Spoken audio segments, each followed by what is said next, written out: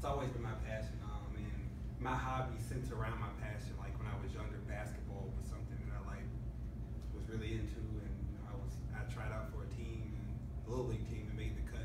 Scored 6 points the first game, and went on to get the MVP, and that was an inspiration to me. Being very young and being recognized as a leader, I think I was about 7 or 8 around that time.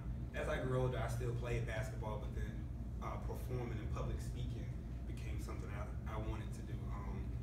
I sung in the church and choir. I can't really sing, so I attempted to sing, and what my pastor called it was I was talking. So I guess from then that led me to be a rap musician, which is basically not singing, but kind of speaking aggressive over music, over a melody.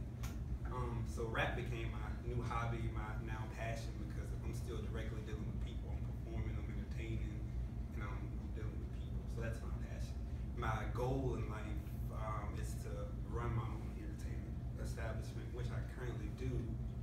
And our mission is to join the people of the world, all cultures, all walks of life, colors, creeds, through music and entertainment. And we plan on doing that right here in Virginia. The reason I have this backwards is because kind of like what Jaime did, I wanted to start from the future, and this is 2025. It's not here yet, so that's why this is blank. But when 2025 arrives, this could be good or bad depending on the decisions and choices I make. So I can paint a beautiful picture for 2025 for myself if I make the right choices and follow my plans and strategic goals that I would like to set up. So let's talk about this board here. All right. So we'll start with the right side if everybody can see it. And right at the top you see the word streets. Of course, I'm from the streets. I was born in the ghetto, raised in the hood. But that's a great thing for me because I learned what not to be in life. I saw things and didn't want to follow certain footsteps. And then it was, guys who sold drugs in my neighborhood who wouldn't allow me to do it because they saw something in me that they didn't see in the other little guys. Other little guys were out there doing it, they let them, but for some odd reason, instead of giving me a pack to sell, they took me to Rhines to go get a job as a cook. So they wouldn't let me hang on the corner. But eventually, I guess obviously, one day down the line, I still end up getting into the system and being in front of a judge and being found guilty and spent some time in jail. I was released in 2012, so I had to change my tune. That was gut check time for me because I really had to figure out what I wanted to do and how I would do it. So I enrolled in Brand Distracting, and then I was able to rediscover what my values were in life through being around some of you. Some of y'all been there since 2000. I think you. Make your education count. So that was an investment into my future by going to school because I invested, my time in classrooms, and I learned a lot of things about running a company and running a business and what to look for in a partner. So now I have FGM Entertainment Group, and it's my own company. We own it all, me and my partner, and we put all our time and money and effort into it. And all my life I wanted to be a hero, a superhero. I dreamed about, wearing a cape and all that good stuff. And how I am a hero now is because I have a few other young artists that I have on my label that I signed, and I'm developing them into recording artists. So I'm taking them from the negative stuff that they could be doing out there in the streets, running around, being unproductive, and I'm putting them in the studio, showing them how to write songs, how to record, and how to mix and master, and putting them on stage to perform. And to be able to stay on top of running the company, you have to have a healthy mind. When I came home in 2012, I got a job really quick, and I was surprised about that. And I got 2 jobs called me at one time, so I took on both of them because I didn't know what would happen. So now I ended up with 2 jobs and a full-time class schedule, which I still maintain to this day. And I was able to go to my first Redskins game, which is my team, and they actually won that game and went on to win like the next 10 games. So I think I was their inspiration to keep winning, and that's me at that game.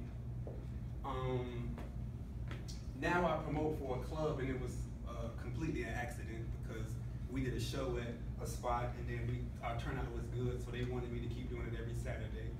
So So I have, you know, nightlife, drinking, and fun. And through being a club promoter, you start running into famous people. They, you know, come perform, or other people book shows with them, and then you just never know who you run into. So one of my goals is, you know, being better connected. And this is myself and the members of Blue Magic, which is an older group that sings. That's me and Chris the Mayor Thomas. He was the first host of BET's Rap City. I don't know if you guys know him. And speaking of being well connected, I've, you know, got everybody's email address. This is me and AJ Johnson, who played Ezel and Friday. I don't know if you guys remember him. And this is a project I did a couple of years ago, actually, for Brian and Stratton, the basketball song, which became their anthem for the basketball program. And we strive to be the best in Virginia. You know, we got to start from the bottom, and that's myself and some of my team members. Some of you guys know Marquita, who does all of our social media stuff and marketing online. That's my partner, Patrick. That's our R&B singer, Nina, and that's BJ, and that's Trey. And then the one thing we want to do with our music is spread love, put love back into the hearts of men and women across the world. And who taught me how to love is my little sister right there. That's her now, and that's us when we were kids. And the reason she taught me how to love is because I hated her. She was the baby girl. She got, you know, the most attention. She was my mom's only girl, by the way. And we would beat her up, you know, smack her around and all kind of stuff. And no matter what we did to her, she would still love us. Especially me, I was her favorite, still is her favorite. But no matter what we did, that girl would still, she would be all on me, and I didn't like that one bit. But because of that, it kind of taught me that, you know, no matter, everybody has to love everybody, basically, is what I'm trying to say. And 50 is my retirement age I want to be. And how I plan, one of my goals I put in my paper was that I wanted to gross over $10 million by 2025 through music sales. And that's possible. I know it sounds like a lot of money in just 10 years, but in entertainment it's very possible. And to be able to make money through music, you have to be registered with a professional writing organization. And BMI is who I'm affiliated with. What BMI does is they, whenever your song's performed or played in the club or played on the radio or played on any media, they track the royalties for you and allow you to, you know, they cut you a check. They take some of it, of course, because they're doing the work for you. And then what Song Trust does is they get the mechanical royalties. So BMI just only looks after the performance royalties, your performing rights. So when you get a company like Song Trust and they take care of the mechanical royalties, which is the work you put into the music, and they allow you to get paid for performing and all that kind of stuff. And then you got CD Baby, which is a company who takes care of all of your online distribution. So I said that I wanted to get, you know, worldwide recognition for my music.